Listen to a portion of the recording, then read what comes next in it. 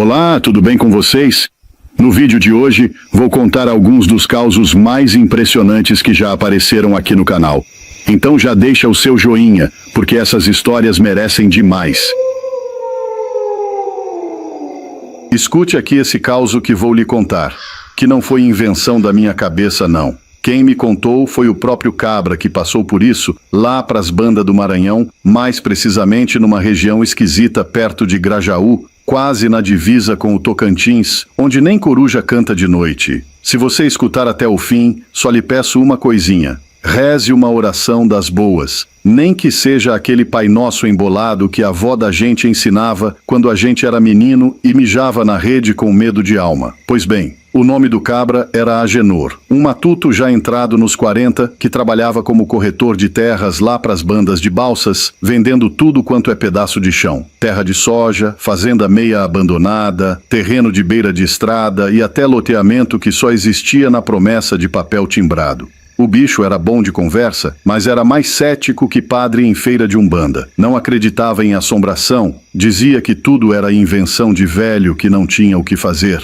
Mas em 2018, num janeiro brabo de quente, o Cabra recebeu uma ligação de um doutor lá de Goiânia, um advogado que tinha herdado uma fazenda nos Cafundó do Maranhão, num lugar chamado Riachão das Almas. Nome bonito, mas o povo dizia que de alma ali só tinha as penadas mesmo. Seu Agenor, vê se o senhor consegue dar uma olhada na propriedade. A gente quer vender, não tem mais uso. Agenor aceitou. Mandaram as coordenadas pelo zap e disseram: só cuidado, a casa tá meio esquecida. Não vá com muita expectativa. O Cabra pegou seu Corsa Wind 98, que mais pulava que rodava, e se meteu pelas estradas do interior, desviando de buraco, galho de juazeiro e até bicho preguiça atravessando a pista.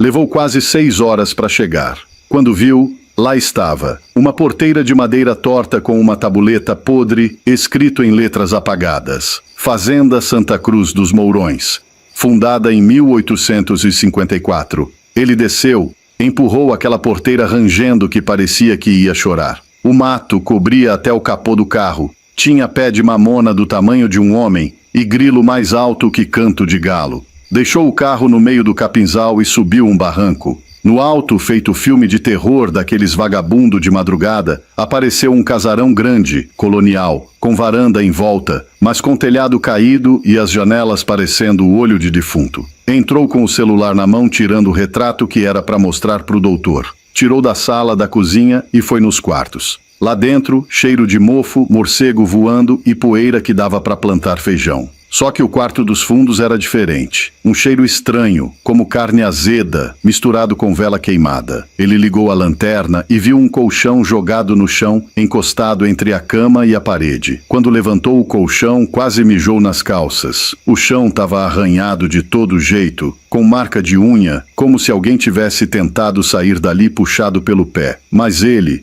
que não era de se abalar fácil, falou alto: deve ter sido algum cachorro doido, ou algum crente em retiro espiritual que teve surto. Saiu de lá meio encafifado, mas como a estrada era ruim para descer de noite, decidiu dormir no carro mesmo. Quando deu meia-noite, acordou num calor dos infernos, suando frio, mesmo com o sereno batendo no para-brisa. Aí escutou um arrastar de pé do lado de fora do carro. Olhou para fora, nada. De repente, poc! Uma pancada no capô que fez o bicho se arrepiar até os cabelos da canela. Ligou o farol e viu uma sombra cruzando a frente do casarão. Mas não era gente, e também não era bicho. Era ligeiro demais, com perna de gente e jeito de assombração. Foi aí que lembrou da avó, Dona Firmina, e sussurrou: Pai nosso que estais no céu, santificado seja vosso nome, e foi rezando com o zóio fechado e a boca seca. Apagou de susto. Quando acordou, o vidro estava aberto. E ele jura que não mexeu na maçaneta. Mas o pior foi ver as marcas no capô do carro. Pegadas, femininas, de salto grosso, estilo antigo, sapato de senhora de 1940. O sereno molhou o carro todo, menos ali, nas pegadas. Agenor tremia mais que vara verde. Mas ainda assim, como a tontura não passava, foi dar uma volta para ver se o corpo esfriava. Foi quando viu um alçapão na lateral da casa. A curiosidade venceu o medo, e ele desceu. Lá embaixo, um cômodo úmido, fedendo a sangue fresco. No meio, uma cadeira velha, com corrente no chão. Nas paredes, uns dizer torto escrito com carvão. O sangue dela, pelo dele. Esse ouro é maldito, o choro não vai salvá-la. Agenor saiu dali feito alma penada. Entrou no carro, pegou estrada e dirigiu igual possuído. Na primeira vila, em São Raimundo das Mangabeiras, parou num posto. E lá no boteco ao lado, um véi de chapéu perguntou: "De onde vem, moço?" "Da fazenda Santa Cruz dos Mourões." O véi olhou com cara de quem viu defunto levantando da cova. "Oxente, você tem é coragem, viu? Aquilo lá é terra maldita. Ninguém encosta o pé. Dizem que no tempo do Império, aquilo era engenho, e que o senhor era um demônio vestido de gente. Os escravos acharam diamante escondido no mato. O senhor soube e começou a matar um por um, até confessarem onde estava o ouro. A filha dele, a Sinhazinha, tentou defender os pretos, mas o pai era ruim igual sarna em cachorro. No fim, mataram o amigo dela, um preto velho que era como irmão. E ela sumiu na mesma noite. Mas as pegadas, seu moço, eu vi no carro, e tinha um quarto lá embaixo." O velho olhou sério. "Os pretos tinham sabedoria. Sabiam mexer com força da mata. Aquilo lá virou maldição. Vá embora. Deixe os espíritos descansar."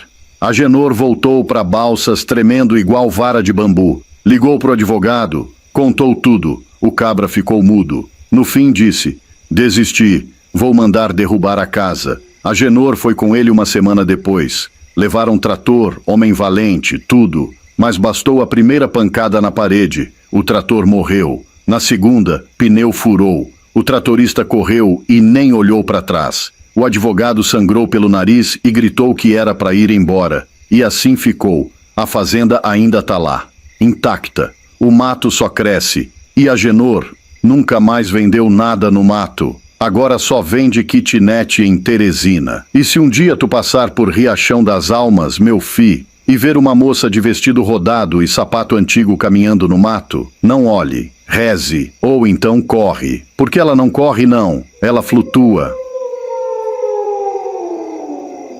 Lá vem história daquelas que a gente ri até chorar e depois chora de rir de novo. Quem me contou esse causo foi o cabra velho Genésio, lá do sertãozão de Pernambuco, pras bandas de serrita, quase na beirada com o Ceará. Mas ó, não vá pensando que é mentira, não. Quem conhece Genésio sabe que ele é do tipo que mente pouco e exagera muito. O Genésio, naquele tempo, morava com a mulher dele, a dona Anunciada, uma cabocla de fibra, parideira mais que coelha em época de Mato Verde. Tinham já parido 9 meninos e estavam indo pro 10º com fé em Deus e sem medo de serviço. A casa deles ficava num sítio chamado Cacimbinha do Meio, pra banda do distrito de Ipueira, e ali não passava nem vento sem pedir licença. Pois num é que um dia Genésio acordou encafifado, com a cara mais cheia de preocupação do que bexiga em festa de menino. Saiu da cama, coçou a barriga, passou a mão na cuia d'água e disse: "Anunciada, não dá mais, vice? Eu tô quase pirando. Esse bocado de menino tá me comendo vivo. Já acabou com meu feijão, meu milho e até o pé de abóbora que plantei na fé do Senhor." "Ah, Genésio, se tu tá reclamando, imagina eu que pariu tudo", respondeu a Anunciada com um pano de prato no ombro e um menino pendurado no peito. Ele, cabisbaixo, decidiu tomar uma providência. Foi até o posto de saúde de Salgueiro, montado num jumento magro que mais parecia um bode com sela. Chegando lá, foi direto no médico. Um rapaz novo, doutor Apolinário, desses formados fora, com diploma mais pendurado que quadro de santo. Genésio entrou e lascou logo: "Doutor, eu vim aqui para parar de fazer menino. A Anunciada disse que se nascer mais um, ela vai parir dentro da igreja, de joelho e rezando um terço." O médico, meio rindo, perguntou: "O senhor quer fazer vasectomia?" "Não, doutor, quero só uma ajuda, um remédio, uma poção, uma reza, qualquer coisa que amance esse meu ímpeto. Eu sou homem, mas não sou fábrica, não." O doutor então, tentando facilitar, tirou uma camisinha da gaveta e mostrou: "Aqui, seu Genésio. Isso aqui é uma forma segura e simples de evitar filho. É só usar isso toda vez que for ter relação." Genésio pegou o pacote, olhou para aquele troço com mais dúvida que bode olhando para espelho e disse: Isso é de comer, é? O doutor quase caiu da cadeira de tanto rir, mas respondeu: Não, seu Genésio, isso é para encapar o bicho, né? O bigolim, antes do ato. O cabra ficou com a cara mais abestalhada que galo em gangorra, mas agradeceu, botou o pacote no alforge e foi para casa mais feliz que criança com mariola no bolso. Naquela noite, chamou a anunciada e disse: Mulher, o doutor me deu um remédio arretado. Agora nós para de encher a casa de menino. A anunciada, que já estava de camisola de chita e com o cabelo preso com bico de pato, respondeu: Pois use logo, que hoje eu tô num fogo danado. Genésio pegou uma camisinha, cheirou, achou gostosa e, sem saber, jogou na boca, tomou com água e ainda disse: Misericórdia, esse trem desce raspando, viu? Passou-se uma semana e Genésio começou a desconfiar. A anunciada estava mais redonda que cuia de farinha. Voltou no médico furioso: Doutor, o remédio do senhor não presta. A mulher já tá buchuda de novo. Mas como o senhor usou? Perguntou o médico, intrigado. Ué, doutor, do jeitinho que o senhor mandou. Tomava um todinha vez antes do amor. Tinha vez que eu tomava 2, se a noite estava boa. O médico se ajoelhou de tanto rir e disse: Seu Genésio, aquilo não é de tomar, não. É de vestir o homem de Deus. Vestir? Eu? Ah, doutor, eu não sou besta de vestir plástico no cabra. Isso não esquenta nem faz cócega.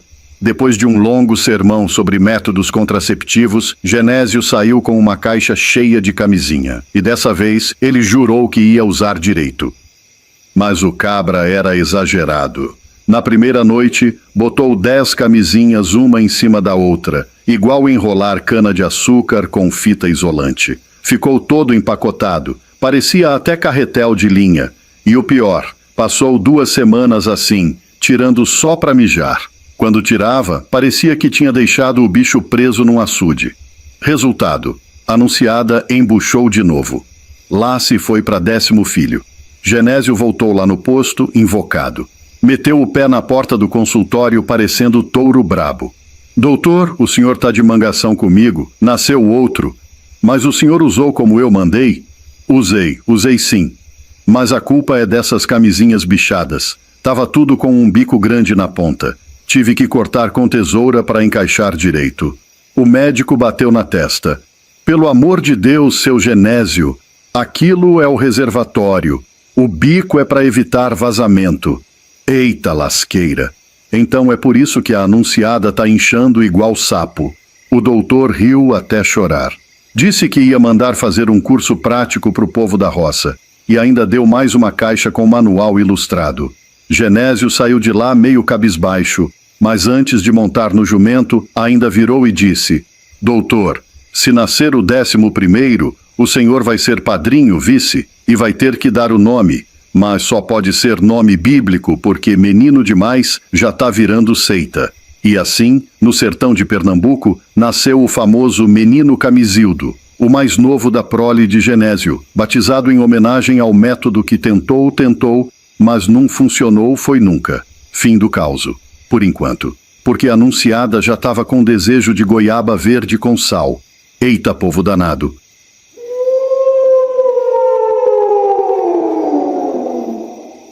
Esse acontecido foi contado por Tonico Pé de Chinelo, um cabra lá das bandas de São João dos Patos, no Maranhão. Um bichinho danado de contar lorota, mas que fala com tanto fervor que a gente fica na dúvida se é mentira mesmo ou se ele vive num mundo só dele. Tonico é um daqueles parentes que ninguém sabe de onde saiu, mas que vive aparecendo com um sorriso banguela e uma sacola de pano nas costas. Um dia ele me aparece lá em casa dizendo: Compadre, arrumei uma viagem internacional, vice, com aquele sotaque arrastado e uma empolgação que só. Internacional pra onde, Tonico? Perguntei meio ressabiado. Pro Tocantins, homem, lá em Araguatins, na casa de minha tia Marluce. Falaram que lá tem até padaria com ar-condicionado. Fiquei quieto, né? Quem sou eu para cortar as asas de um sonhador? Pois Tonico se meteu nesse ônibus de linha que sai de Floriano, no Piauí, passa por meio mundo e só chega no destino depois de 3 cochilos, um engasgo e 2 calos no pé de tanto ficar em pé no corredor. Foi visitar a tia Marluce, que morava num bairro chamado Vila Coração do Sertão, em Araguatins. A mulher era daquelas beatas prestativas, da que faz bolo de fubá, até quando o povo nem pediu. Tonico passou uns dias lá, comendo galinha ao molho pardo, feijão de corda e tomando café adoçado com rapadura. Mas ele é do tipo que não para quieto. Com uns 7 dias, já estava se revirando todo querendo voltar. Tia, eu amo a senhora demais, mas minha vida é lá em São João dos Patos. O prefeito vai notar minha falta, eu tenho um cargo importante. Tu é o que lá, Tonico? Perguntou a tia. Sou responsável por apagar a luz do gabinete quando o prefeito esquece. Cargo de confiança. Na véspera de voltar, a tia dele, com aquele coração de mãe, acordou de madrugadinha e foi para a cozinha preparar o merengue do menino. Mas o merengue dela era só um café com leite ralo, pão dormido torrado e um torresmo da noite anterior, duro feito pau de cerca. Leva um pouco, Tonico, na viagem. Nunca se sabe quando a fome bate, disse ela, embalando tudo num saco de pão. Tonico agradeceu e se mandou para a rodoviária de Araguatins, que era só um galpão com umas cadeiras soltas e um vendedor de suco de groselha com gosto de detergente. Lá ele viu um carrinho de garapa vendendo cana em garrafinha. O cabra era simpático, mas parecia mais perdido que cego em tiroteio. Tonico comprou uma garrafinha e deu um gole tão grande que quase engasgou. Eita, esse trem é doce, feito beijo de sogra arrependida, disse ele, limpando o bigode com a manga da camisa. Na hora de embarcar, Tonico viu que o ônibus já estava mais cheio que formigueiro em tempo de chuva. Estava tão lotado que até o motorista viajava em pé. Tonico foi se espremer no fundão, no meio de um casal com um menino chorando, uma véia com galinha no colo e um rapaz que fedia a graxa. Ainda bem que eu sou magro, dá para encaixar aqui sem muito drama, disse ele, se pendurando numa alça do teto com uma mão e segurando o torresmo com a outra. O ônibus saiu batendo, chacoalhando mais que jegue em estrada de pedra. Tonico até tentou cochilar, mas foi acordado por um barulho estranho que vinha do motor. Parecia o ronco de um boi morrendo engasgado com caroço de jaca. De repente o veículo deu um tranco tão grande que jogou ele contra o teto. Ai, meu santo expedito! Se eu morrer agora, vai ter que enterrar eu com a marmita na mão, gritou Tonico agarrado no banco da frente. Para piorar, um cabra que vinha cochilando ao lado teve uma crise de gases, mas não era um gás qualquer, era um daqueles que parece que veio direto do inferno. O cheiro era tão forte que Tonico ficou sem piscar por uns 5 minutos. Eu conheço esse gás. É gás de cavalo que morreu com o bucho cheio, disse ele com os olhos marejando.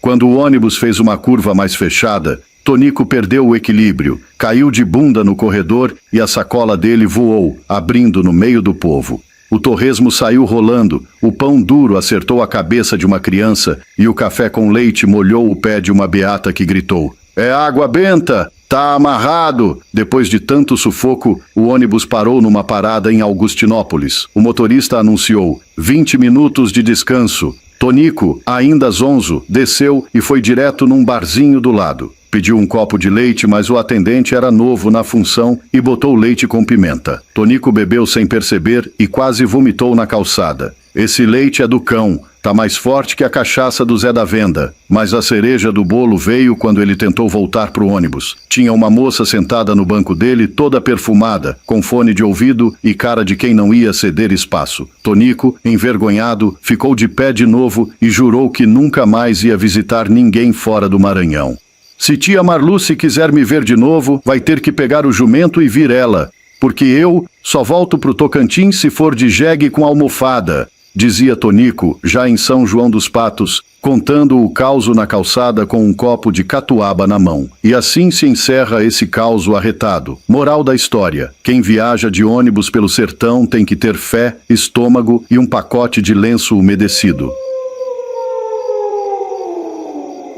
Tinha um caboclinho chamado Laurindo Pacheco, um vigia de fazenda, 50 e poucos anos nas costas, careca na frente e fiapo de cabelo só na nuca, que nem espiga de milho chupada. Ele trabalhava na fazenda Retiro das Almas, propriedade de um advogado aposentado chamado Dr. Hermenegildo Farias. Homem metido, mas de bom coração, que largou a correria de Brasília para criar umas vaquinhas no sertão e se livrar da gastrite da cidade grande. Laurindo conhecia cada barulho da noite. O assovio do bacural, o piado do curiango, o passo da raposa e até o ronco do jumento Zé Preguiça. Mas 3 semanas atrás, Todo santo dia, às 3 horas da madrugada em ponto, o homem começou a ver uma figura no portão. Um véio curvado, apoiado numa bengala torta, chapéu de palha encardido na cabeça, calça de tergal e camisa de manga comprida, mais branco que pano de noiva lavada com sabão de coco. O tal véio vinha andando devagarzinho pela estradinha de chão, parava na frente do portão, ficava ali uns 15 minutos olhando para a casa sede da fazenda com um olhar de quem perdeu alguma coisa, e depois sumia na noite, feito fumaça de cigarro em correnteza de vento. E Laurindo, aperreado, tentava se aproximar, mas toda vez que botava o pé para fora da guarita, o homem sumia na hora, como se sentisse o cheiro do café morno e do bafo do vigia. Na primeira semana, Laurindo pensou: deve de ser algum véi da redondeza que deu o nó na cabeça e fica perambulando. Mas com a precisão de relógio suíço daquele negócio, todo dia às 3 horas cravada, aí já estava ficando medonho. Não aguentando mais a gastura, foi lá falar com o doutor Hermenegildo, que estava dormindo que nem bode em sombra de juazeiro. Quando ouviu a história, o doutor arregalou o zóio e disse: seu Laurindo, o senhor não anda dormindo de barriga cheia de feijão, não? Vai ver, é pesadelo. Pesadelo é o chifre da noite, doutor. Eu tô vendo coisa com o zóio aberto. O bicho tá lá todo dia, firme como pedra de moinho. Aí doutor Hermenegildo, curioso e meio cabreiro, disse: pois hoje de madrugada eu vou ficar acordado com o senhor. Quero ver esse fantasma com meus próprios olhos, que até onde sei não precisa de colírio. E dito e feito. Às 2:30 da matina, lá estavam os dois, Laurindo e Hermenegildo, se tremendo mais que vara verde dentro da guarita. E às 3 em ponto não deu outra. Lá vinha o véio, arrastando a bengala, parecendo alma penada em romaria. Valha-me Nossa Senhora da Candelária, murmurou o doutor apertando o terço no bolso. Quando tentaram sair da guarita para se aproximar do tal caboclo, sumiu, nem poeira deixou, e nem rastro de bengala na areia. Aí o bicho pegou.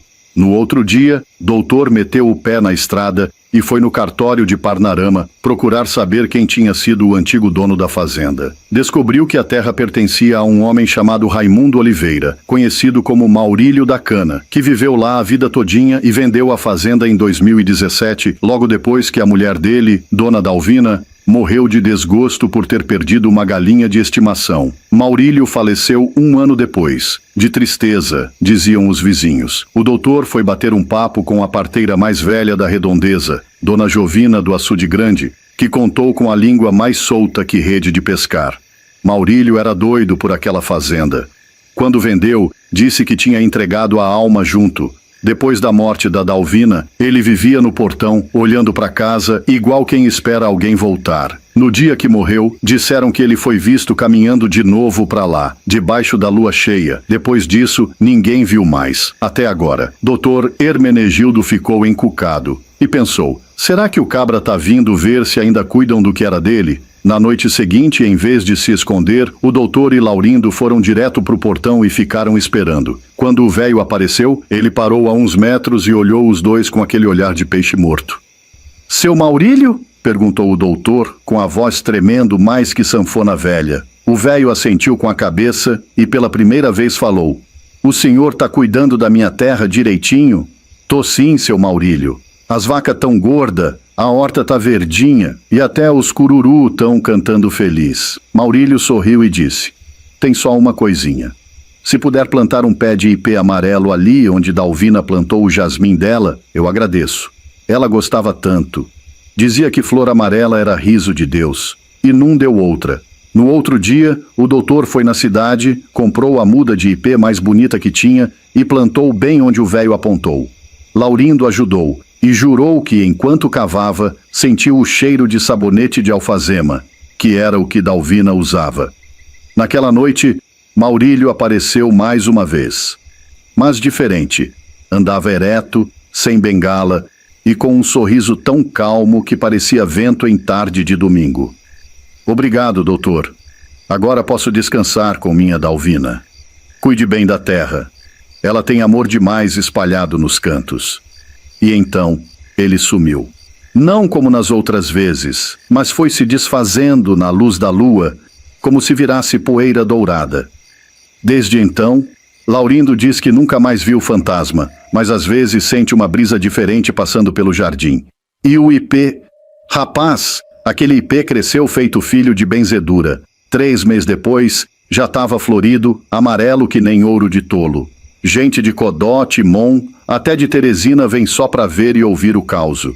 E ali ficou, um memorial com uma placa dizendo: aqui repousa o amor de Maurílio e Dalvina. E quem passa por lá diz que sente paz.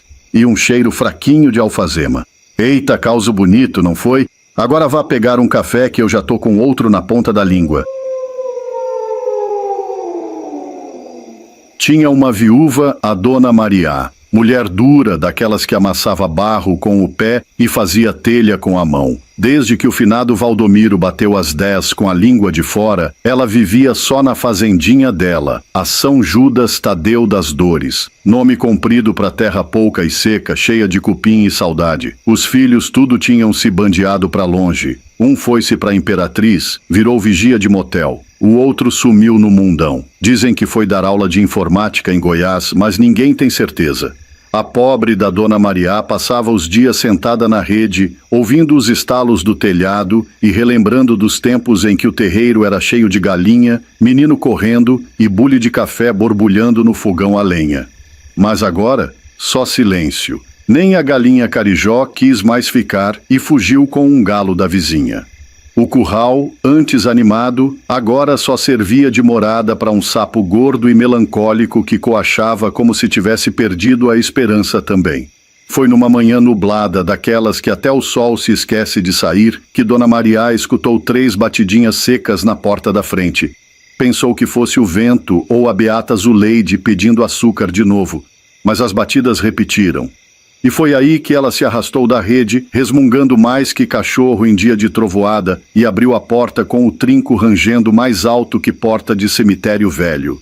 Na sua porta, um menino, magro, tristonho, com a cara suja de poeira e uma mochilinha rasgada nas costas. Tinha uns 9 anos, mas o olhar, vixe, parecia de um ancião que já tinha vivido 3 guerras e 2 casamentos ruins. O bichinho olhou para ela com a voz engasgada e perguntou: a senhora tem um pão aí? Mariá, que já estava mais seca que pau de dar em doido, arregalou o zóio. Pensou que era miragem, mas o menino continuava lá, firme que só ele. Tu é quem, menino? Tá perdido? Ele abaixou o zóio, mexeu nos pés e disse: meu nome é Zeca. Me falaram na feira de São Raimundo das Mangueiras que aqui morava uma mulher boa.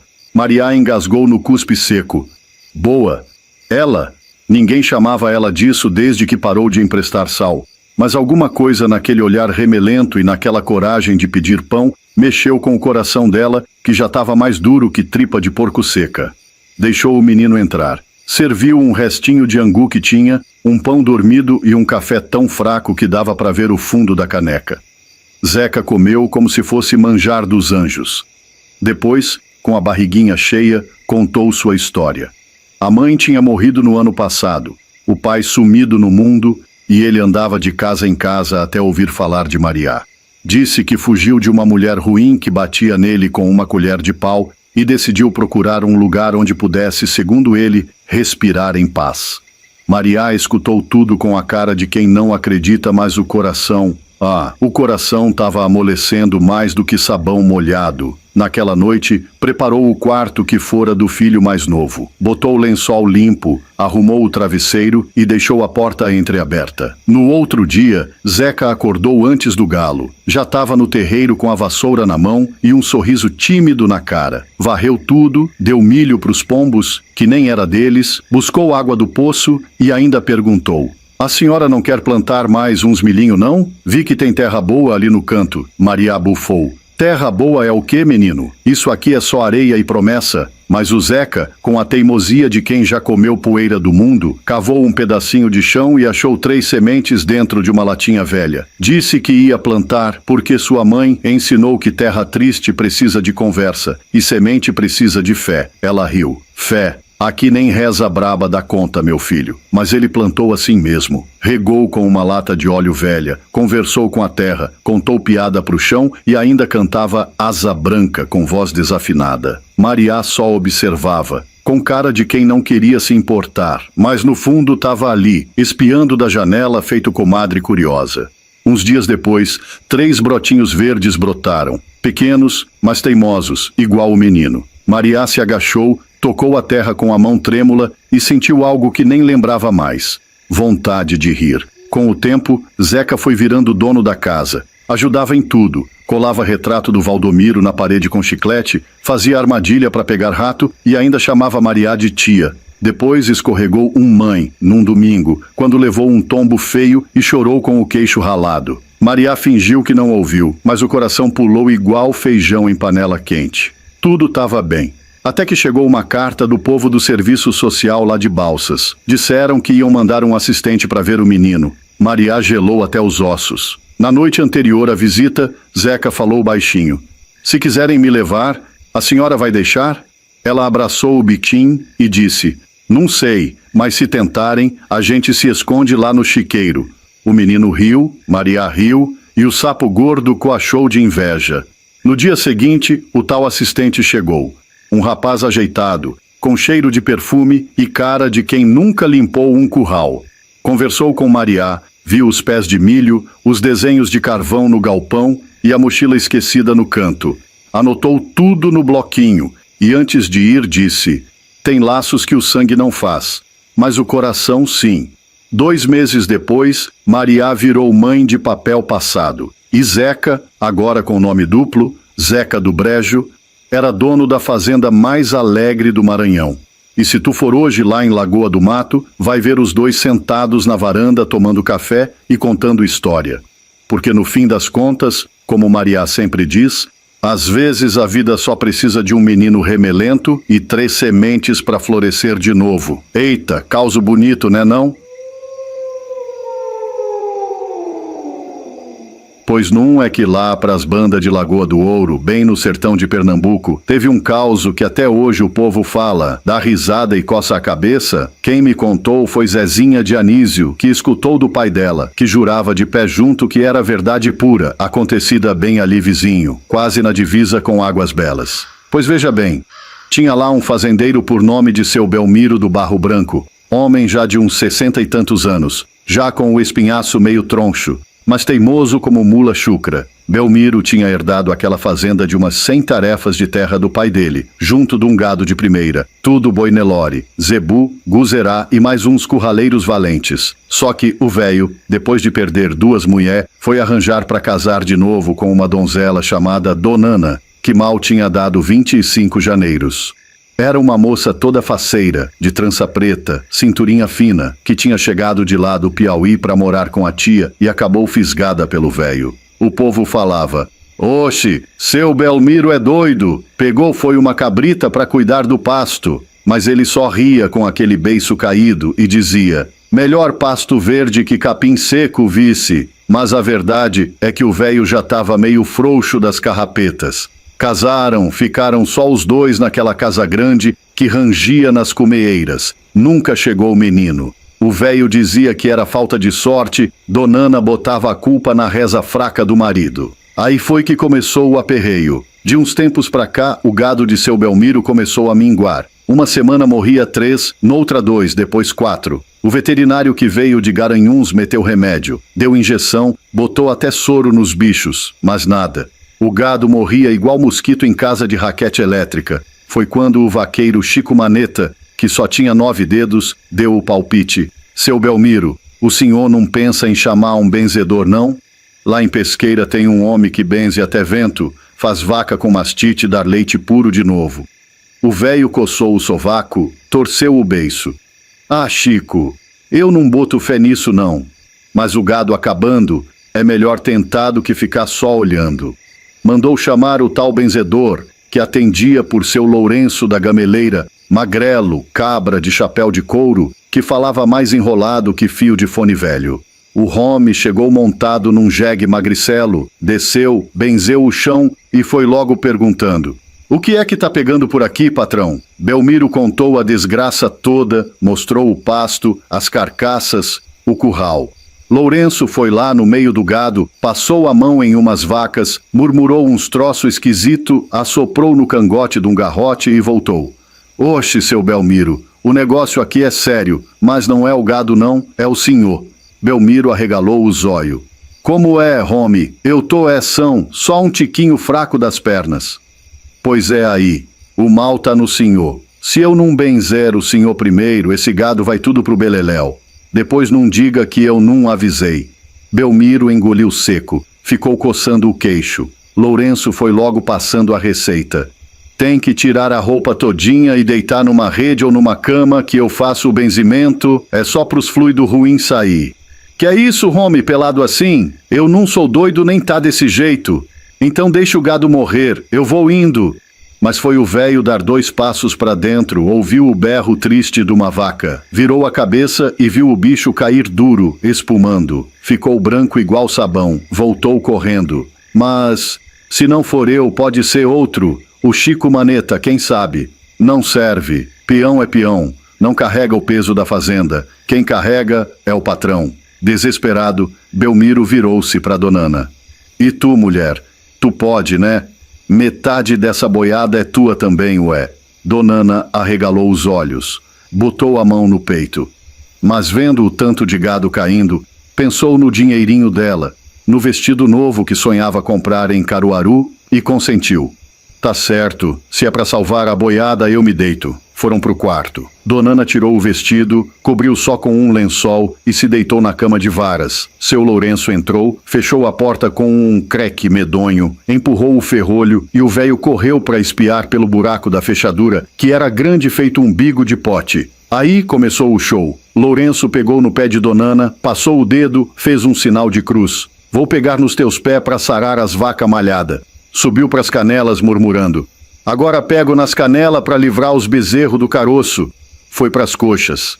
Aqui eu benzo pelas vaca moca pari sem parida. E a mão foi subindo, e Donana dava um suspiro meio diferente. Belmiro começou a ficar vermelho que só pimentão maduro. Eu vou pegar nas tuas viria para salvar os boi velho da peste. Foi aí que Belmiro não aguentou. Deu um murro na porta, escancarou num tapa só. Ô cabra safado, larga minha mulher. Pode deixar morrer as vaca preta, o garrote corcunda e até aquele bubu sem chifre. Que tu já sarou foi demais aqui. Seu Lourenço deu um pulo, ajeitou o chapéu, coçou o gogó e saiu rindo, falando. Pois então, patrão, cada um com seu azar, né? A peste que leve o resto. E dizem que depois desse dia o gado até deu uma melhorada, mas não por causa do benzimento. Foi que Donana passou a cuidar das contas, a mandar reforçar o sal no coxo e trocar a água dos bebedouros. Belmiro nunca mais chamou benzedor, nem deixou Donana sozinha com homem nenhum, nem para tirar medida de vestido. E assim ficou o causo correndo por Lagoa do Ouro, indo até Bom Conselho, voltando para Águas Belas, contado de boca em boca, para fazer o povo rir e aprender que no sertão, às vezes, a cura sai mais cara do que a doença. Rapaz, tu não vai acreditar na história que eu vou lhe contar, mas aconteceu lá pros lados de Caxias, no Maranhão, bem no miolo do mato, quase beirando o rio Itapecuru. Era 2 cabras véi da peste, matuto da roça mesmo, que viviam de tirar leite, derrubar mato para fazer roça de mandioca e caçar tatu nos domingos. Um chamava Zé Bigodeira, que de bigode tinha era nada, só um tufo ralo, fininho que nem rabo de lagartixa. O outro era o compadre dele, Antônio Belisco, um caboclo alto, magro que nem vara de virar cuia, neto de italiano. Tinha um narigão que parecia o bico de um papagaio barrigudo. Num dia desses, quentura danada, eles 2 se meteram num capinzal lá pras bandas de Codó, com um facão bem afiado. Aquele facão que o cabra passa na pedra com água até virar uma navalha de tão fio, para abrir caminho e derrubar umas moitas que estavam tomando conta do pasto. Zé Bigodeira ia na frente, balançando o facão para todo lado, cantando umas modinhas de vaqueiro. E Antônio vinha logo atrás, distraído, falando das promessas que ia fazer para Nossa Senhora se a safra desse boa. Oxe, não deu outra. Zé Bigodeira se atrapalhou com um cipó, deu uma balançada no braço e o facão voou para trás. Só se ouviu um tec e foi bem na ponta do nariz de Antônio. Antônio deu um berro tão grande que até Juriti saiu voando das moitas. O sangue espirrou para todo lado. parecia galinha degolada. A ponta do nariz dele pulou longe, sumiu no meio do capim. Ficou aquele toco sangrando, escorrendo pelo beiço. Misericórdia, Zé! Tu me cortasse o nariz, homem de Deus! Gritou Antônio, botando a mão no rosto. Vixe Maria, compadre! Não foi por querer, não. Segura aí que o sangue ainda tá quente. Dizem que se colar logo, gruda de novo. É só amarrar bem apertado. Os dois se agoniaram. Começaram a catar a ponta do nariz no mato, revirando tudo, levantando o formigueiro. Antônio, meio tonto de tanto perder sangue, gritava: acha logo esse troço, Zé. Se esfriar não presta mais não. Mas como achar um narizinho pequeno no meio daquele capinzal alto? Foi aí que apareceu um vaqueiro montado num cavalo baio, que vinha de Timbiras, levando um saco de farinha para vender na feira. Que foi isso, homem? Parece que tá matando porco. Rapaz, cortei sem querer o nariz do meu compadre. Agora o danado do bico dele tá perdido por aqui. O vaqueiro deu uma risada, coçou o sovaco, tirou um embornal do ombro e puxou uma latinha. Ora, isso é fácil. Traz aqui, disse ele chacoalhando a lata. Rapé é bom para achar nariz. Antônio arregalou o olho. Rapé? Vai brincar logo agora, cabra? É não, compadre. Rapé faz espirrar. Espirrar puxa o cheiro do nariz. O nariz sente, chia, e a gente acha ele. O vaqueiro jogou um punhado de rapé no capinzal. Menino foi instantâneo. Do meio do mato levantou um espirro. Atim! E lá estava o narigão de Antônio pulando que nem sapo. Zé Bigodeira agarrou ligeiro, limpou na camisa suada e socou o bico no rosto do compadre. Fica quieto, compadre. Vou amarrar aqui com meu lenço. Não se mexa nem respire forte. Amarrou tão apertado que Antônio ficou vesgo. Passaram uns 8 dias assim. Antônio não tomou banho, não foi na venda, só ficava sentado no tamborete, segurando o nariz para não cair. Quando enfim tiraram o pano, estava tudo grudado. Só tinha um detalhe. Zé Bigodeira colou o nariz ao contrário. Os 2 buracos ficaram para cima, apontando para o céu. Antônio foi olhar no espelho rachado que tinha na parede e berrou. Peste! Meu nariz está de cabeça para baixo, homem! Agora como é que eu vou beber cachaça sem derramar pelo olho? Zé Bigodeira deu uma tapa no chapéu e respondeu. Oxente, mas pelo menos está grudado, né não? Melhor que andar sem nada. O povo do arraial de São Benedito do Rio Preto, ali pertinho, não perdeu tempo para mangar. Antônio ficou conhecido como Tonho do Nariz Virado. O pobre, além da vaidade que já não tinha, ganhou uns aperreios.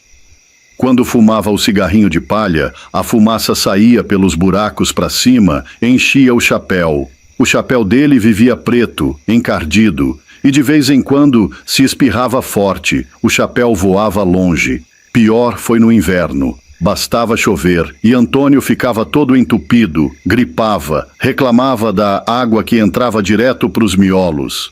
Mas era um cabra conformado. Nunca foi homem de se queixar demais. Dizia só, antes nariz torto do que sem nariz, que nem aqueles cabra que perde as ventas no meio das brigas de faca em Bacabal. E assim seguiu Antônio Belisco, o do nariz trocado, virado pro céu, vivendo na roça, cantando modinha nas vaquejadas e ajeitando a vida do jeito que Deus mandava. Dizem que até hoje, se passar na beira do rio Itapecuru e gritar nariz pra cima, Antônio, já velho de cabelo branco, aparece, dá uma risada sem dente e mostra orgulhoso os 2 buraquinhos apontando pras nuvens.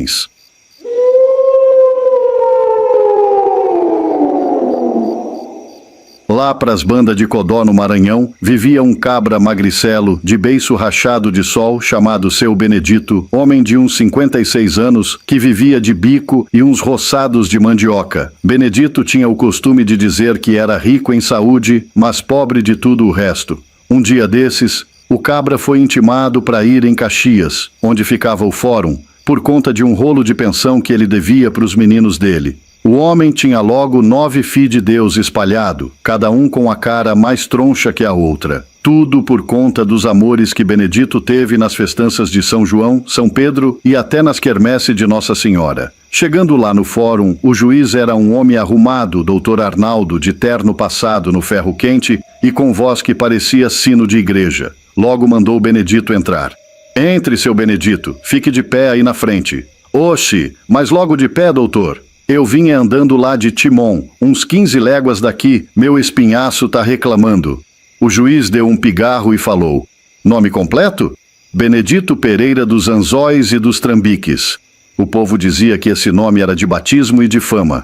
Pois bem, seu Benedito, o senhor está sendo chamado aqui por conta que faz 1 ano que não paga pensão para os seus 9 filhos. Me diga, o senhor tem quantos filhos mesmo? 9 que eu sei, doutor.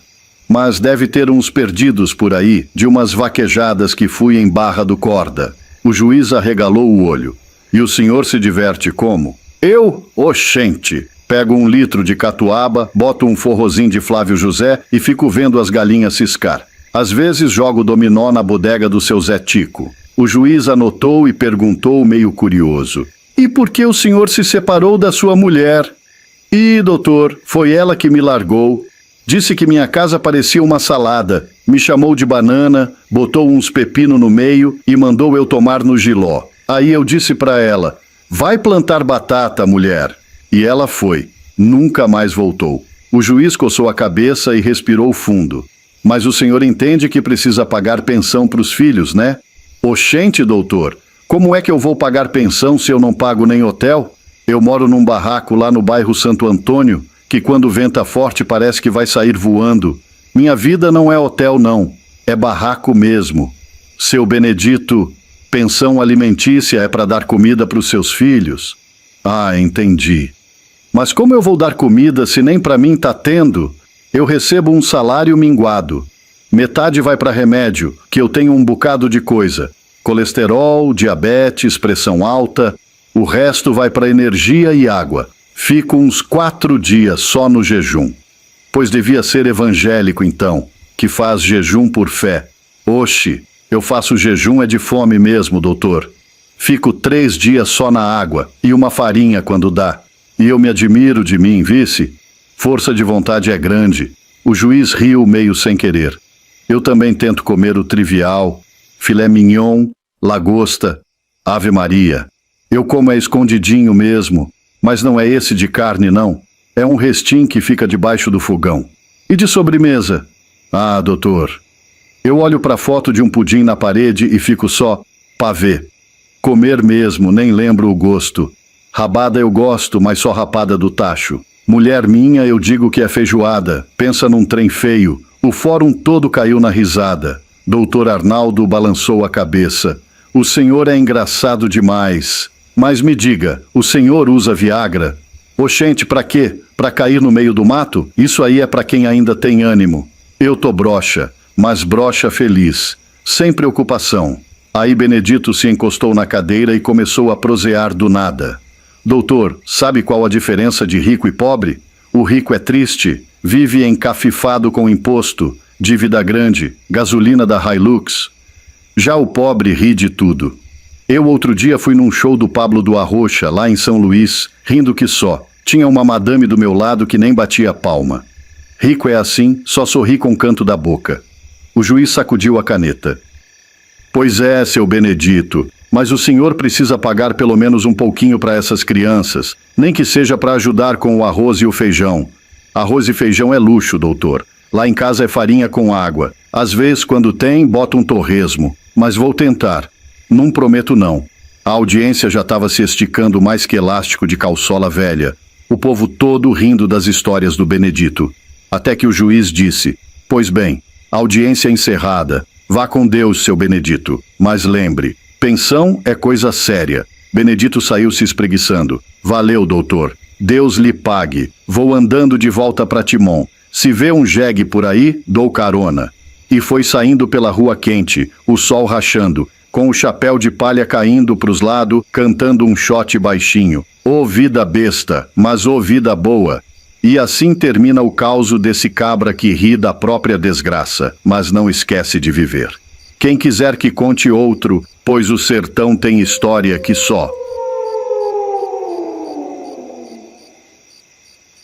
Pois não é que lá pras bandas de São Raimundo Nonato, no Piauí, Quase no bico do Parque Nacional da Serra da Capivara, morava uma mulher chamada Dona Geni. Pense numa cabocla de fibra. Era magra que só, mas tinha uns braços calejados que pareciam vara de marmelo, só que firmes, aguentando o peso do mundo. Diz o povo que ela já estava pelos 70 e tantos, mas o cartório lá de Canto do Buriti registrou foi 63. Vai entender. No sertão, o tempo corre noutro passo. Dona Geni morava num casebre feito de taipa, coberto de telha véia, e uns pedaços de lona azul que ela mesmo pregou quando o vento levou o resto do telhado.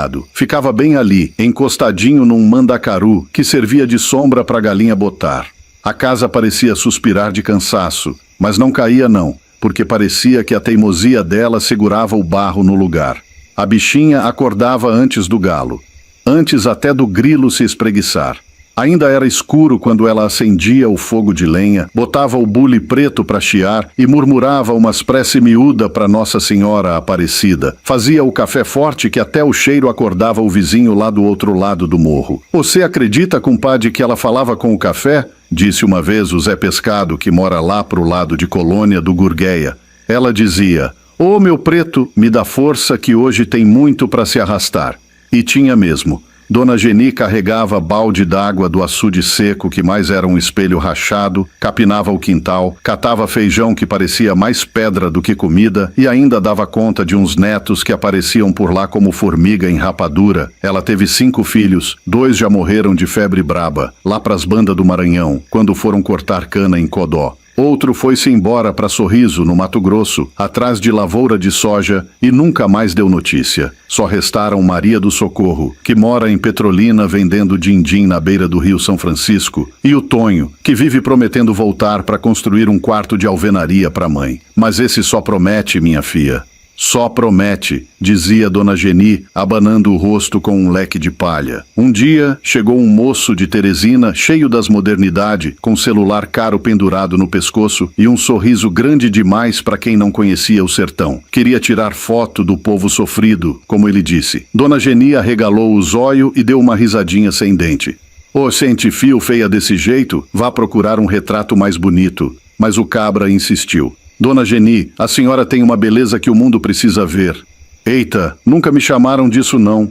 Beleza aqui só do mandacaru, que pelo menos enfeita no mês de novembro." Acabou que posou. Ficou parada na frente do casebre, de vestido estampado com flor já desbotada, segurando o balde vazio, que mais era companheiro do que utensílio. O moço tirou a foto e prometeu botar na internet. Dona Geni só entendeu que e balançou a cabeça, meio rindo, meio sem saber. Naquela noite, sentada no tamborete de 3 pernas, a quarta já tinha virado lenha fazia tempo, ela ficou olhando para o céu. "Oxente, será que esse povo lá desses computador vai entender de onde eu vim? Que minha ruga não é feia não, é estrada?" No outro dia, lá vinha ela de novo, catando lenha, dando comida pras galinhas, reclamando do joelho. "Esse joelho meu é danado, chiando mais que carroça véia", mas nunca parava, nem quando o sol rachava o quengo. E olha que o sol lá em São Raimundo Nonato parece briga de gente grande, bate sem dó. Mas também tinha umas hora boa. No São João, ela acendia fogueira e assava milho para a criançada, mesmo que fosse só para meia dúzia que aparecia. Contava a história de visagem do tempo que o pai dela, Seu Antero, viu o lobisomem correndo perto da cerca. Não sei se era lobisomem ou Zé Biró bêbado, mas que tinha um uivo, tinha. A meninada se benzia toda, mas no fim dava risada. O mais bonito era o jeito dela amar em silêncio. Quando a neta, Chaguinha, ligava lá de Timon dizendo que estava estudando para ser professora, os olhos de Dona Geni ficavam molhados. Ela limpava rápido para não dar parte de fraca. "Vai, minha filha, seja alguém grande, maior do que tua avó aqui." E desligava o celular velho batendo na tela como quem dizia: "Trabalhe direitinho, fi." Um dia desses, o padeiro de Bocaína passou lá para vender uns pão dormido e perguntou: "Dona Geni, a senhora nunca pensa em ir morar com Socorro lá em Petrolina, não? É cidade grande, tem hospital bom, rua asfaltada." Ela deu uma gargalhada gostosa. "Homem, eu não sirvo pra cidade não. Lá não tem mandacaru pra eu conversar, nem vento pra bater porta e me fazer companhia. Aqui é meu lugar, com meus galos, com meu barro, com meu Deus. E foi-se indo, arrastando o chinelo, rebolando a saia, num passo miúdo, mas firme, porque Dona Geni pode não saber de internet, de like, de curtida, mas sabe de coisa muito mais séria, de plantar paciência, de colher coragem, de guardar silêncio para não gastar lágrima à toa. No fim das contas, compadre, o retrato que aquele moço de Teresina tirou nem precisava da tal rede social. A história dela já estava gravada na poeira do terreiro, nos pregos tortos da porta, no cheiro de café coado no pano furado. É a história de quem entende que a vida é dura, mas que o riso amacia, que a seca castiga, mas também ensina, e que fé a gente não discute, só carrega no peito. Então, se um dia tu passar por São Raimundo Nonato, não estranha se vir uma veinha magra sentada num tronco, olhando pro nada. Pode ser Dona Geni, conversando com Deus sem palavra, pedindo só um pouquinho de chuva para molhar o feijão e um tiquinho de saúde para ver a bisneta crescer. E se der sorte, ela ainda solta um "Entra, home, senta, cê quer um café?" E aí, meu amigo, você vai aprender mais sobre a vida do que em qualquer faculdade, porque no fim é como ela diz: "Oxe, viver é isso, fia, é ficar de pé, mesmo que o mundo mande a gente sentar." Triunfo era um lugarejo bonito, que só encravado no meio das serras, abraçado por umas matas verdejantes, e lá embaixo corria manso o rio Pajeú, que nos dias de verão se amostrava quase seco, mas quando as trovoadas caíam, ele crescia e ficava nervoso que nem bezerro brabo. O povo dali vivia da lavoura, do roçado de feijão e milho, do criatório de cabra e, de vez em quando, se aventurava nas brenhas para pegar tatu e preá. As mulheres fiavam renda, faziam doce de caju e cantavam ladainha para os santos em capelinhas pintadas de azul e branco. Pois num desses tempos antigos, morava em Triunfo uma moça chamada Rosilene, moça formosa, vice. Tinha uns 17 para 18 anos, cabelos pretos que nem asa de graúna e uns olhos meio cabreiros.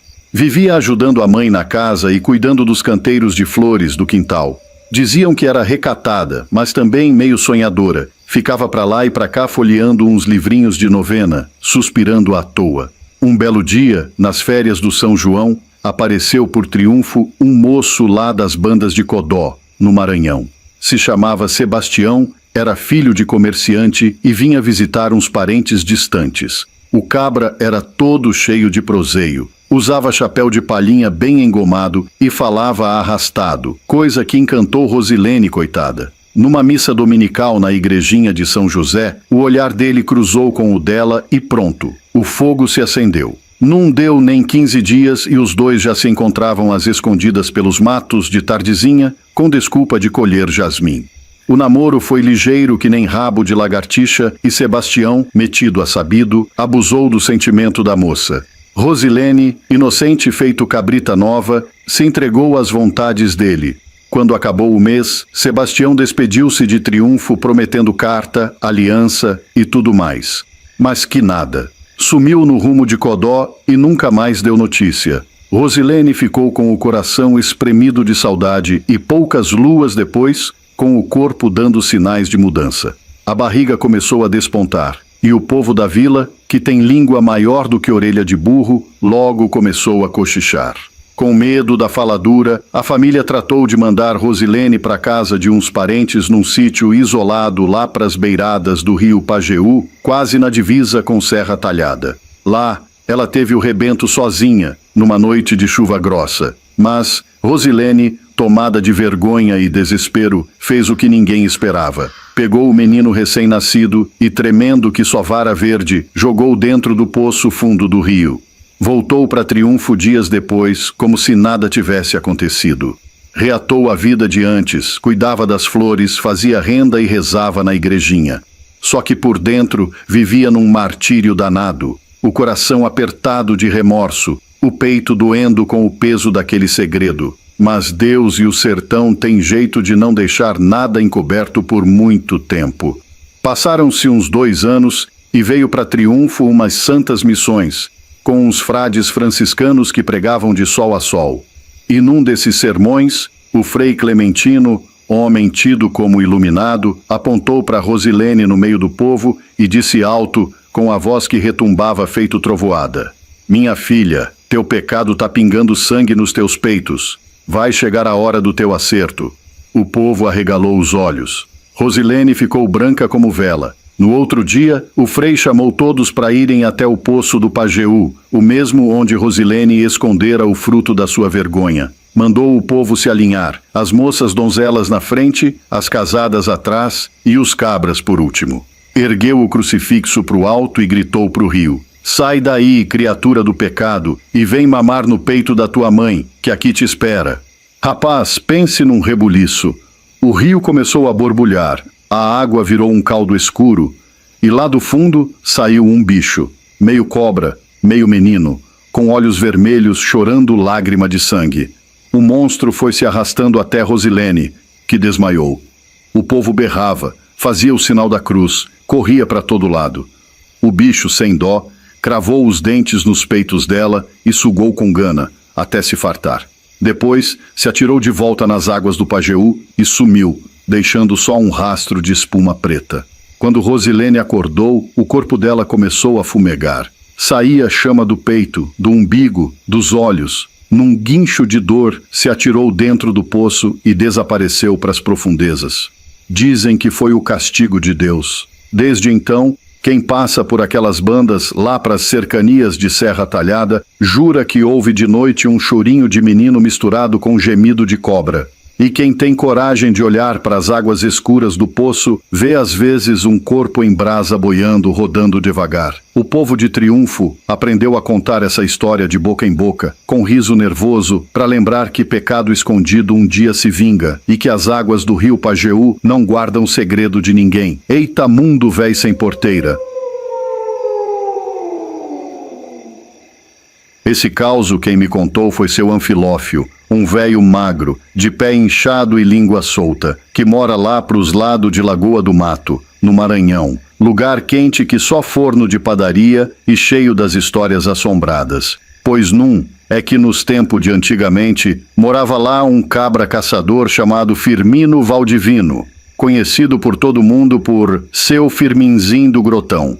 Era bicho véi de mata, daqueles que caçava até no escuro, com faro mais apurado que cachorro de delegado. Tinha um cachorro chamado Lampo, danado de ligeiro e esperto, que só faltava falar.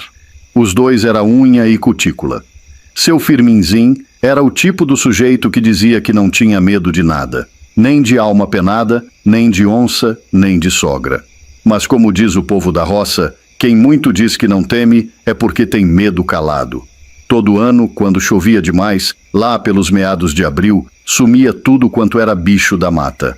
Era só barro e silêncio. Nenhum paca, nenhuma cutia, nenhum lagartixa manco se via. E o povo dizia que era tempo da assombração andar vadiando pelos matos. Mas seu Firminzinho não acreditava nessas conversas não. Isso é conversa de véia que não tem o que fazer. Ele gritava da janela enquanto limpava da espingarda. Num dia desses, a mulher dele, Dona Almerinda, avisou: Homem, não vá pro mato hoje não, que ouvi uns apito esquisito lá pelos lados da mata da gameleira. Mas ele, teimoso que só burro empacado, riu e foi-se assim mesmo. Montou sua mochila com farinha, rapadura, uma garrafa de café frio, munição e levou o Lampo. Entraram no mato cantando moda de viola. O tempo estava meio nublado, mas ainda sem sinal de chuva.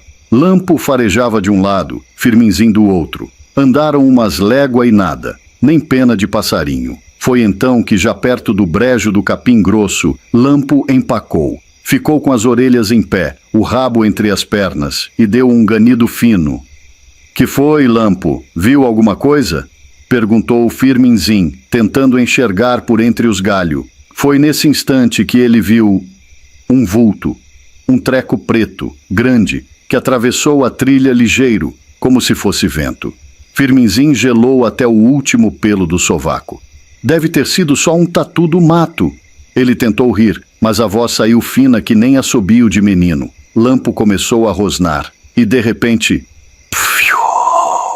Um assobio fino, mais fino que fiapo de cabelo de bebê, cortou o ar. O mato silenciou. Nem grilo cantava. A espinha de Firminzinho virou gelo. Vixe Maria, será? Lembrou das histórias que o povo contava. de que quando a mata silencia e o assobio aparece, é porque a caipora tá rondando. Diziam que ela, guardiã dos bichos, andava montada num porco do mato preto, com chicote na mão, lascando os couros de quem fosse mexer nas criações da mata. Firminzim engoliu seco. Isso é invenção! Nunca vi uma caipora na minha vida! Falou para si mesmo, mas o olho arregalado dele dizia o contrário. Foi então que Lampo saiu numa disparada doida, direto para dentro do mato fechado, latindo igual cachorro doido. "Volta aqui, desmantelado!" gritou o Firminzim, correndo atrás dele, tropeçando em raiz, levando o galho no peito. Foi quando ele escutou. Pá! O som de uma chicotada. Depois outra. E o ganido de Lampo cortando a mata. "Ai, meu cachorro!" disse ele, já suando frio e correndo com a espingarda pronta. Quando chegou no clareira, viu nada. Só silêncio. Nem lampo, nem bicho, nem vento. Gritou pelo cachorro. "Lampo, cadê tu, cristão?" Foi então que ouviu uma zoada vindo por trás. Algo corria em sua direção. Ele armou a espingarda. Mas era Lampo, mais branco que algodão e mais rápido que notícia ruim.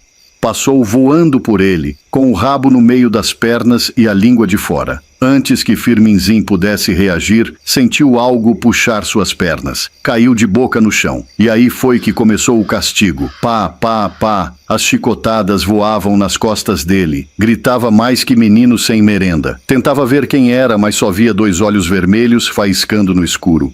Depois disso, desmaiou. Quando acordou, estava todo lanhado, com o corpo ardendo como se tivesse rebolado em urtiga. Chegou em casa se arrastando, com as roupas rasgadas e a dignidade pendurada na cerca. Lampo já estava lá, deitado no canto, lambendo as feridas, com a cara de quem nunca mais ia pisar na mata. E foi assim que Firminzim do Grotão, depois de levar uma pisa da caipora lá nas bandas da gameleira do Maranhão, aprendeu a respeitar os tempos da mata. Nunca mais entrou quando a caça sumia, e passou a avisar os outros. "Se não vê bicho, não se atreva, que é a caipora cuidando do mato." E desse dia em diante, ele só caçava depois de pedir bênção pra mata e deixar uma oferenda de fumo na beira do brejo. Porque, minha gente, caipora pode até não aparecer todo dia, mas quando aparece, ela vem com o chicote na mão e o braço cheio de ódio. Agora diga aí, tu ainda tem coragem de se embrenhar no mato com o tempo fechado? Pois é, eu também não. Rapaz, essa história quem contava era meu pai, velho sabedor dos tempos do Ronca. Ele dizia que essa história era das antigas, lá dos tempos da escravidão, quando o povo preto sofria feito bicho brabo nos engenhos de cana.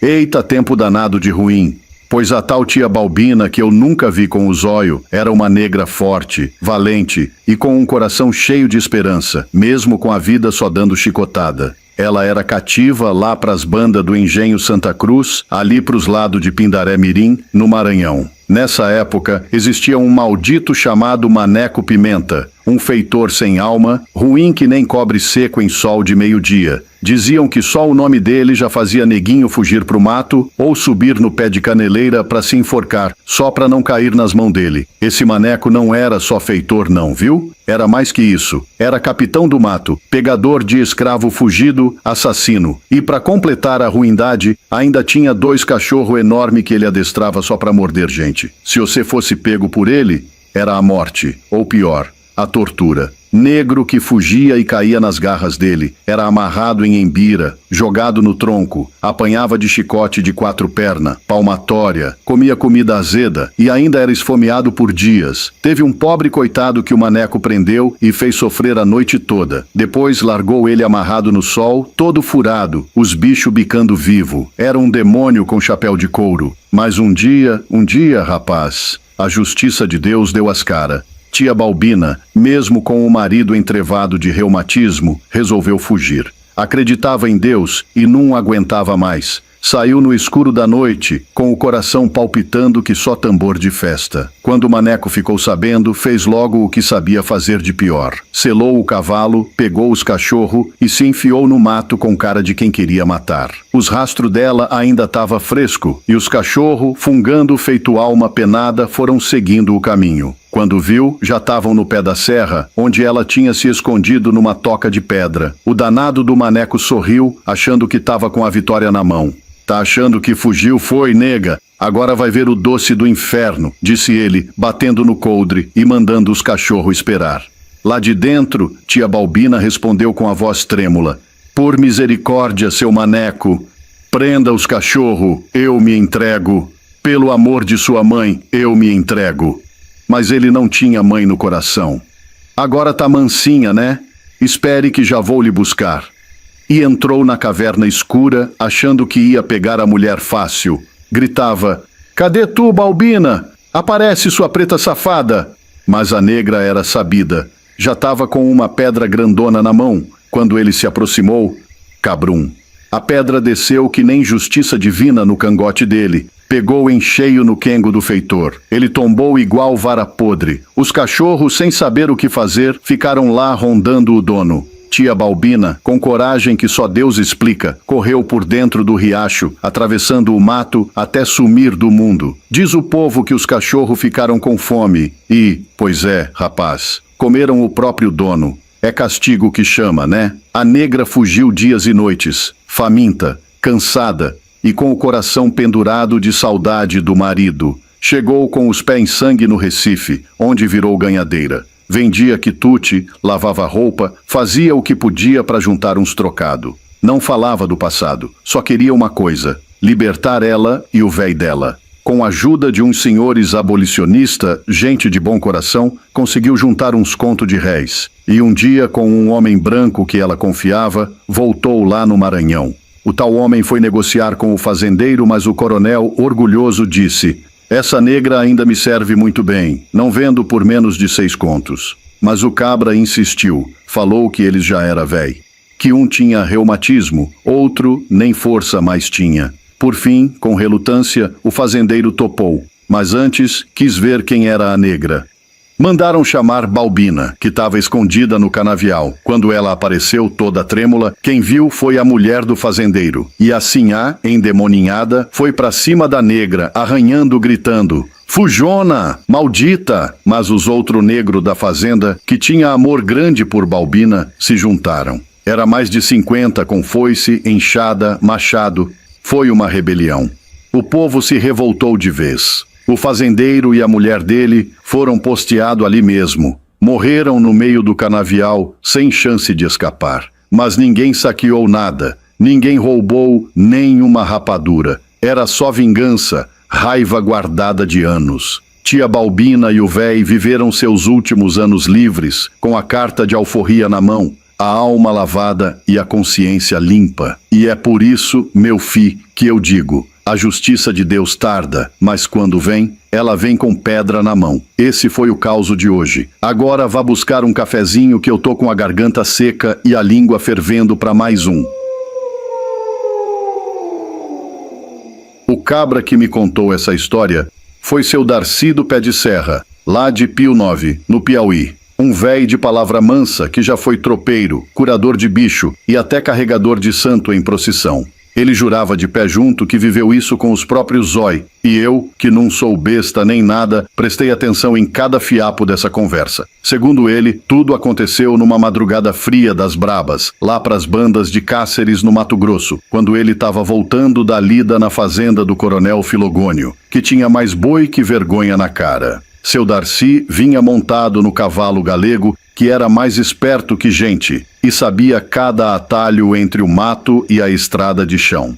Era quase 3 horas da matina, e só se ouvia o grilo cantando e o vento gelado rangendo nas palhas de Buriti. Foi aí que ele viu, no clarão da lua, uma figura andando sozinha na estrada, no meio do nada, com um vestido preto e branco que mais parecia hábito de freira. Oxente, será que é alma penada?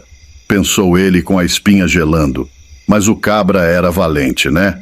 Puxou a rédea do galego e foi chegando devagarinho. Quando estava perto, viu que era uma mulher mesmo, de uns 40 e poucos, toda vestida como as freiras de filme, carregando uma malinha velha na mão e andando descalça na poeira fria. Minha irmã, a senhora tá bem? Perguntou, já achando que ia levar um susto dos grandes. A mulher virou devagar, com um olhar triste de cortar coração, e respondeu com uma voz baixa: Boa noite, meu filho. Tô só voltando para casa. Para casa? Aqui não tem nem formigueiro, quanto mais casa. Ela deu um suspiro e ficou calada. Aí seu Darcy, que era doido, mas não era doente, desceu do cavalo e insistiu. Olhe, a senhora me perdoe a ousadia, mas a estrada tá perigosa, cheia de onça, ladrão e frio. Suba aqui no galego que nós vamos atrás de um canto seguro. A mulher ficou desconfiada, mas acabou aceitando. Subiu atrás dele no galego e os dois seguiram pela estrada. No caminho, só o barulho dos cascos e da respiração cansada dos dois. Foi aí que ele puxou o assunto. A senhora é de onde? De Belém de Maria, Pernambuco, mas faz tempo que não bota os pés lá. Ela se apresentou como irmã Luzia, mas disse que já não era mais freira. A história dela, rapaz, era de lascar. Lá pras tantas, depois de uma fogueirinha armada no pé de uma gameleira, ela resolveu abrir o coração. Disse que antes de virar freira se chamava Maria Luzia do Carmo. Morava em Lago da Pedra, no Maranhão, e era noiva de um rapaz chamado Chico Zezim, cabra bom, trabalhador, que cuidava da mãe e da roça com zelo. Mas aí apareceu um tal de Baltazar, um forasteiro rico, metido a besta, que andava de carro preto e bota lustrada. Começou a rodear Luzia com presente, flor, promessa de cidade grande e vida boa. Luzia, que era nova e besta, caiu na conversa. Largou o Chico e foi morar com o tal Baltazar. Mas o cabra era casado, tinha família em Imperatriz e só queria se engraçar com a moça. Quando ela ficou grávida, o safado quis dar dinheiro para resolver o problema. Ela não quis. Brigaram. Numa noite de desespero, ela perdeu a cabeça, pegou uma faca de cozinha e, zangada, deu-lhe um talho nas costelas. Pensava que tinha matado o cabra. Fugiu para não ser presa, perdeu o bebê de desgosto e acabou encontrando abrigo num convento em Barra do Corda. Ficou 20 anos rezando, cuidando de órfão, pedindo perdão. Mas, segundo ela, nunca mais teve paz. Só que, um mês antes daquele encontro com seu Darcy, uma freira nova apareceu no convento e contou que Baltazar estava vivinho da Silva, criando bode num sítio em Açailândia. E mais, espalhou pela cidade que Luzia era doida, que tentou matar ele por raiva de ter sido trocada por outra. Aí foi que ela largou tudo e resolveu voltar para a terra para encarar o passado. Seu Darcy ouviu tudo com o olho úmido e a alma doída. Quando chegaram em Lago da Pedra, já estava amanhecendo. A cidade ainda dormia, mas o galo já dava sinal de vida. E agora, minha irmã? Para onde vai? Para a casa dos meus pais, se ainda estiverem vivos. Chegaram numa casinha simples com muro de taipa e roseira no quintal. Ela ficou parada no portão, tremendo igual vara verde.